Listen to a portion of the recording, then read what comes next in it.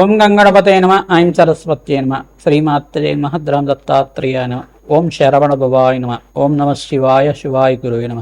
క్లీం కృష్ణాయ గోవిందాయ గోపీ జనవల్లభాయ శ్రీకృష్ణ పరబ్రహ్మణే నమో నమ. ద్రాం దత్తాత్రేయాయ నమ. శ్రీరామ జయ రామ జయ జయ రామ రామాయ నమో నమ. క్రీం క్రీం మహాకాళికాయ నమ. యూట్యూబ్ ప్రేక్షకులకందరికీ కూడా నమస్కారం అండి. నేను పాలపర్తి గురునాశన్మ జ్యోతిష్యం వాస్తు సిద్ధాంతని మీకంతా కూడా గోచారిత్య గ్రహాల యొక్క స్థితిగతి కలయిక వాటి ప్రభావం అంతా కూడా మేషాది ద్వాదశ రాశుల వాళ్ళకి ఎటువంటి ప్రభావం చూపిస్తున్నాయి అంతా కూడా విశ్లేషణ చేయడం జరుగుతుంది. ఈ రోజున మనం చెప్పబోయే విషయం ఏంటిదంటే ప్రధానంగా గృహయోగాలు మేషాది ద్వాదశ రాశుల వాళ్ళకి ఎటువంటి పరిష్కారం చేయడం వల్ల శీఘ్రంగా గృహయోగాలు సిద్ధిస్తాయి. తీరని కలగా ఉన్న గృహయోగం అంతా కూడా స్వగృహయోగం అంతా కూడా ఏ యొక్క దశలో అంతా కూడా రావడానికి ఆస్కారం ఉంటుంది. ఏ గ్రహం అంతా కూడా కారకత్వాలుగా గృహయోగం చెప్పడం జరుగుతుంది. లగ్నం తెలిసి ఉంటే కనుక లగ్నాన్ని చూసుకోండి, లేదు రాశి తెలిసి ఉంటే కనుక రాశిని చూసుకోండి. తద్వారా మీకంతా కూడా సంపూర్ణ విశ్లేషణకి మీకు పరిష్కారం దొరుకుతుంది. తద్వారా మీరంతా కూడా శీఘ్ర గృహయోగము స్థిరాస్తి లభించడానికైనా కానీ భూసంపద సిద్ధించడానికైనా కానీ ఈ గ్రహాలు మేషాది ద్వాదశ రాశుల మీద కొన్ని స్థానాలంతా కూడా కారకత్వంగా చెప్పడం జరుగుతుంది.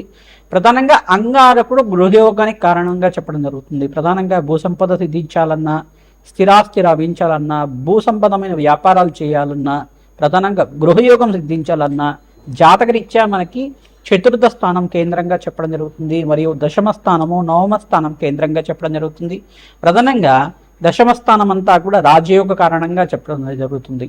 నవమ స్థానం అంతా కూడా పితృస్థానము పూర్వ పుణ్యస్థానం అని చెప్తుంది. ప్రధానంగా పూర్వీకుల నుంచి వచ్చిన స్థిరాస్తి కానీ పూర్వీకుల నుంచి తరతరాలకు వచ్చిన గృహయోగం కానీ అది ఇవన్నీ కూడా మీకు సంక్రమించడం కానీ జరుగుతూ ఉంటుంది. తద్వారా మీకు ఈ యొక్క గృహయోగానికి అంతా కూడా స్థిరాస్తి లభించడం కానీ స్వగృహం కొనుక్కోవడం కానీ అమ్మడం కానీ చేయడం కానీ ఈ యొక్క గ్రహకారకత్వాల మీకంతా కూడా ఈ యొక్క స్థిరాస్తి లభిస్తుంది మరియు గృహయోగం లభిస్తుంది అంతా కూడా సంపూర్ణంగా విశ్లేషణ చేసి మీకు పరిష్కారం చెప్పడం జరుగుతుంది.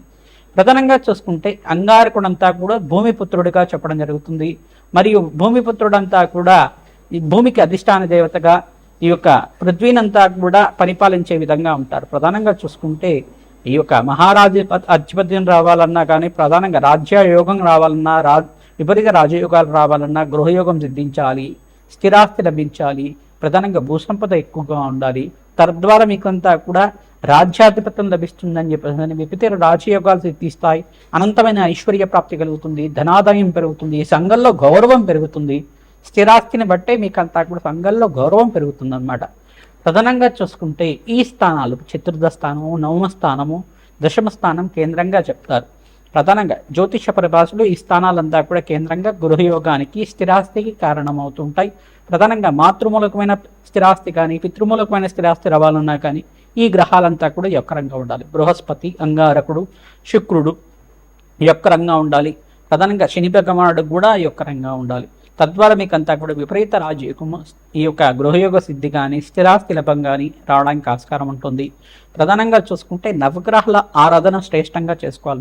మేషాది ద్వాదశ రాశుల వల్ల మీరంతా కూడా నవగ్రహ ఆరాధన ప్రతినిత్యం కూడా ఆచరించడం వల్ల నవగ్రహ దేవాలయంలో ప్రధానంగా మీరంతా కూడా ప్రతిరోజు ప్రదక్షిణాలు చేయడం, 11 ప్రదక్షిణ కానీ 24 ప్రదక్షిణాలు కానీ 27 ప్రదక్షిణలు కానీ ఆవునేతో దీపారాధన చేయడం నవగ్రహాల దగ్గర అంతా కూడా తరచుగా చేసుకుంటూ ఉంటే కనుక తీరని కలగా ఉన్న గృహయోగం స్వగృహయోగం అంతా కూడా సిద్ధించడానికి ఆస్కారం ఉంటుంది. ప్రతినిత్యం కూడా వసుధాదేవి ఆరాధన చేసుకోవడం, ప్రధానంగా వసుధాదేవి ఆరాధన ఎవరైతే చేసుకుంటుంటారో ప్రతినిత్యం కూడా ఈ గృహయోగం కానీ స్థిరాస్తి లభించడం కానీ భూసంపద సిద్ధించడానికి కానీ తీరని కలగా ఉన్న స్థిరాస్తి అంతా కూడా లభించడం కానీ జరుగుతూ ఉంటుంది. వసుధాదేవి ఆరాధన, వసుధా లక్ష్మి ఆరాధన అంటారు. దీనంతా కూడా ఈ యొక్క భూమాత ఆరాధన చేసుకోవడం వల్ల శ్రేష్టమైన ఫలితాలు పొందడానికి ఆస్కారం ఉంటుంది. భూవరాహస్వామి ఆరాధన చేసుకోవడం వల్ల అసలు భూవరాహస్వామి ఆరాధన ఏ రకంగా ఆచరించాలి? ఓం నమో భగవతే ధరణి ఉద్ధరణాయ భూవరాహాయ నమో నమః అనే నామంతో ప్రతినిత్యం కూడా ఈ నామాన్ని ప్రతినిత్యం కూడా జపాన్ని ఆచరించడం వల్ల శ్రేష్టమైన ఫలితాలు పొందుతారు. మీకు స్వగృహం లభించాలన్నా స్వగృహం లభిస్తుంది, భూసంపద సిద్ధించాలన్నా భూసంపద లభిస్తుంది, అనంతమైన ఐశ్వర్య ప్రాప్తి కావాలన్నా ఐశ్వర్య ప్రాప్తి అంతా కూడా లభిస్తుంది. ప్రధానంగా ధార్మికమైన అర్చన, ప్రధానంగా ధర్మ అర్చన చేయడానికి ఆస్కారం ఉంటుంది. భూవరాహస్వామి ఆరాధన చేయడం వల్ల శీఘ్రంగా కోరిన కోరికలంతా కూడా ధర్మపదమైన కోరికలన్నీ కూడా తీరడానికి ఆస్కారం ఉంటుంది. భూవరాహస్వామి చరిత్రలో భాగంగా చూసుకుంటే ప్రధానంగా భూమినంతా కూడా ఉద్ధరించారని చెప్పేసి ప్రధానంగా సముద్రం నుంచి అంతా కూడా భూమాతనంతా కూడా ఈ యొక్క రాక్షస సంహారం చేసి ప్రధానంగా మీకంతా కూడా హిరణ్యాక్షుడు హిరణ్యకశుడు కథ అంతా కూడా తెలిసే ఉంటుంది. ప్రధానంగా ఈ యొక్క హిరణ్యాక్షుడు యొక్క ప్రధానంగా చూసుకుంటే ప్రహ్లాద వాళ్ళ పెద్దనాన్న అంతా కూడా చూసుకుంటే ఈ యొక్క రాక్షసుడంతా కూడా భూమినంతా కూడా సాగరంలో అంతా కూడా ఈ యొక్క ఒడ్డున అంతా కూడా దాచిపెట్టి ఉండడం వల్ల భూమి అంతా కూడా విలపిస్తూ ఉంటుందట. ఆ భూమాత దుఃఖాన్నంతా కూడా తీర్చడానికి సాక్షాత్ మహావిష్ణువు అంతా కూడా ఈ యొక్క బ్రహ్మ యొక్క నాసికం నుంచి అంతా కూడా అవతారంగా వచ్చారని చెప్పేసి మనకి ఇతిహాసంగా చెప్పడం జరుగుతుంది. నరసింహస్వామి అవతారం కన్నా ముందుగా వచ్చిన అవతారం అంతా కూడా చెప్పడం జరుగుతుంది. ఈ యొక్క యజ్ఞవరాహంగా చెప్పడం జరుగుతుంది, మరియు భూవరాహంగా చెప్పడం జరుగుతుంది. ప్రధానంగా ఈ యొక్క యుగంలో అంతా కూడా చూసుకుంటే ఈ యొక్క భూవరాహస్వామి ఆరాధన చేయడం వల్ల ఎవరైతే భూవరాహస్వామి ఆరాధన ఈ యొక్క కల్పాన్నంతా కూడా ఈ యొక్క ఇతిహాసాన్నంతా కూడా మననం చేసుకుంటూ ఉంటారు. భూవరాహస్వామి భూమాని అంతా కూడా ఉద్ధరించారు, రాక్షస సంహారం చేశారు.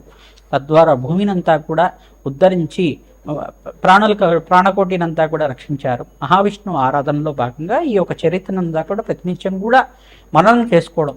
ఓం నమో భగవతే ధరణి ఉద్ధరణాయ భూవరాహాయ నమో నమః నామాన్ని ప్రతినిత్యం కూడా జపాన్ని ఆచరించుకోవడం వల్ల శీఘ్రంగా గృహయోగం సిద్ధించడానికి కానీ, కార్యసిద్ధి కలగడానికి కానీ, తీరని కోరికగా ఉన్న స్థిరాస్తి లభించడం కానీ, భూసంపద సిద్ధించడం కానీ జరుగుతూ ఉంటుంది.